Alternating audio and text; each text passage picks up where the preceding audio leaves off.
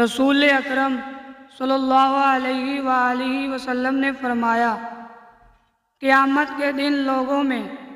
میرے زیادہ قریب وہ ہوگا جس نے دنیا میں مجھ پر درود پاک زیادہ پڑھا ہوگا۔ قیامت کے دن ہر مقام اور ہر جگہ میں میرے زیادہ نزدیک تم میں سے وہ ہوگا جس نے تم میں سے دنیا میں مجھ پر درود پاک زیادہ پڑھا ہوگا۔